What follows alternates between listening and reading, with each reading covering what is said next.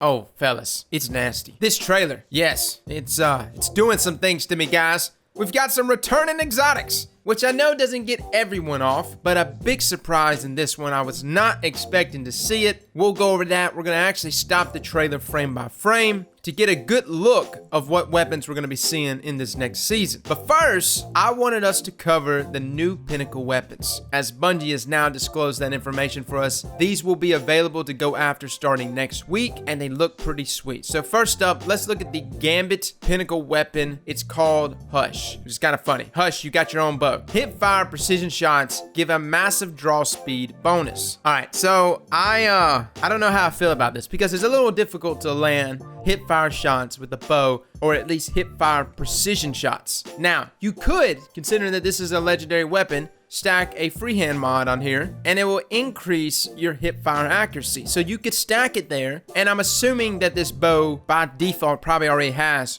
really good hip fire accuracy, so it should be able to land some precision shots. I'm assuming, like, surely it's not going to be crappy. On the other side of things is how much of a draw speed bonus are we talking about? Again here, I'm being hopeful, and I'm assuming it's a ginormous bonus to that draw speed. Like almost instant arrow being drawn and released right after landing that hipfire precision shot. Now moving on to the Vanguard weapon, Wendigo GL3. Am I saying that right? Wendigo? Wendigo. Orbs of light increase blast radius and damage. Well, this is a little interesting. There's so many different ways to get orbs of light, right? And especially if this weapon is already masterwork, if you were to clear a number of ads, drop your own orbs, pick them up to get that bonus damage on that major or that boss. Like, depending on how much of an increase it is there in damage, that's going to be the deciding factor. Now for PvP, I'm not sure how much we're going to actually be able to dip in on this, but getting that increase there in blast radius, I don't know. Again, like I said, depending on how much that blast radius and damage is being increased will be the deciding factor of whether or not a player takes the time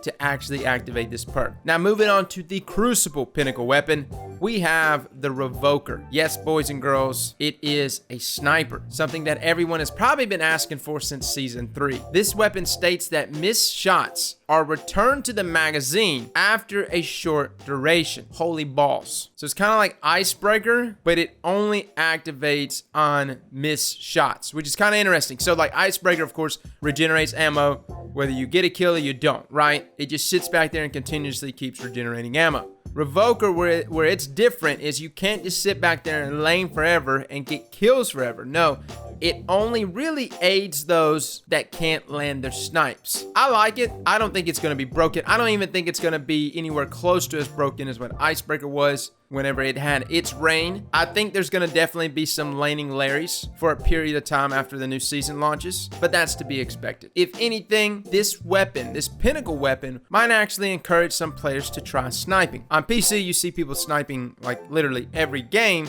but on consoles, it would be nice to see some people sniping every now and then, just to give it a go, because it's fun. Now, looking at the weapon, it looks like it does have like an ambush sight of some sort, so it looks snappy right off the bat. I mean, I'm looking at the weapon. I don't know the archetype that it falls under, but it does look like it probably has some pretty fast handling. It actually has like an old school, what was that sniper from Trials? Was it Glass? It kind of looks like Glass to me, if y'all remember that sniper. Just the design and everything they're going for. And Glass was pretty damn snappy. So if it is following that same design and that same handling, that's what we could be looking at. And you'll notice in a lot of the weapons we're going over today, Bungie is really going like back to their roots and back to old school weapons in terms of like look. Earlier they actually posted this image right here that showcases a lot of the weapons and armor that we're going to be seeing in this upcoming season. But if you just take a look at the theme that a lot of these weapons have, like the SMG in the top corner, the fusion rifle in the bottom left there, the hand cannon right next to it, the sword,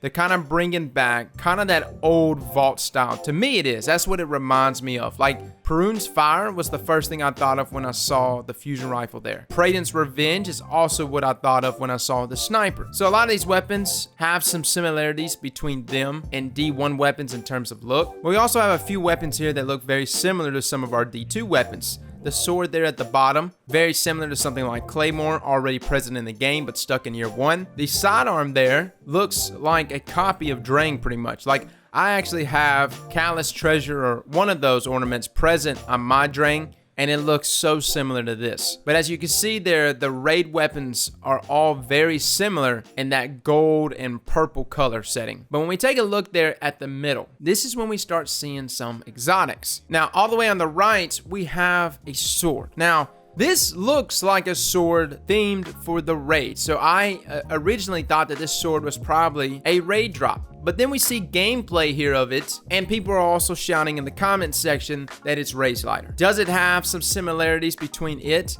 Yes, but at the same time, it's nowhere near as nasty looking. To me, it's not. It's not on that nasty level that Raise Lighter was back in Destiny 1. Maybe I'm biased. If this is what Raise Lighter is going to look like in Destiny 2, I don't know. Kind of let down, boys. Now, next to it, we actually have Khepri Sting. Now, these were exotic hunter gauntlets brought to us, I want to say, when Crota's End came, and it was so valuable then because essentially it allowed you to gain invisibility after crouching in place for a short time. Also, melee attacking an enemy from behind while invisible would deliver 4 times damage. It was really nasty for a lot of different builds, especially if you wanted to stack certain mods and certain strikes to get a ginormous amount of melee damage. But a really big benefit of these exotic gauntlets was the ability to traverse that first part of Crota's End, staying invisible for the entire time, stacking it with certain subclasses. It was very valuable. Now, moving on to another exotic that was actually caught in the trailer. If we pause the frame right here, what does that look like, boys? Huh? Look at that. Is that not Peregrine Greaves? Is that not it right there? It looks just like it. The design, the glowing crystals there. In a world dominated by supers, there is no better exotic to go into war with than Greaves. It essentially allows shoulder charge to deal bonus damage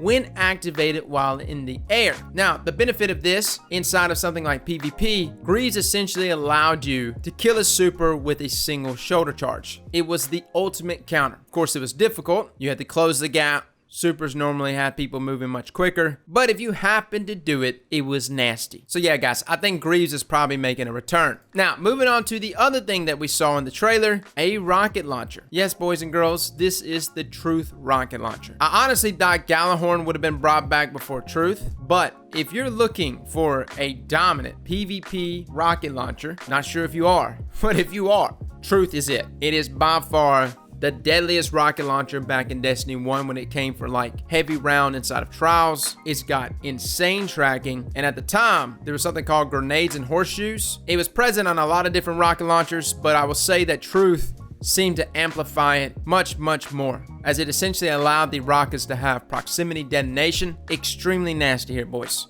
Now, another exotic that was spotted in the trailer is actually a Warlock exotic helmet, Astrocyte Burst. Now, this was pretty niche. Not many people used it back in Destiny 1, but it came with the exotic perk Move to Survive, which temporarily increases your recovery on Blink. So Blink, being arguably one of the most evasive jumps in the game, was really beneficial in something like Trials, when say you were trying to get the angle, get the snipe off, things didn't go your way, you're one shot, you're getting away from them, trying to escape. Getting that almost instant recovery when blinking was really nice here. Now again, you didn't just like jump and immediately you had full health. No, I'm pretty sure if I remember it correctly, it just started your recovery much faster. So if you already had high recovery on your Warlock, which most Warlocks did, combine this with Move to Survive, you see the nasty synergy here. Now, moving on to the last exotic, this one. Is this weapon Hawkmoon? I'm a little thrown right now, guys, because yes, it looks very similar to Hawkmoon, but then someone was like, wait, it looks very much like Ias Luna. Actually, it looks more like Ias Luna than Hawkmoon. And I'm like, yeah,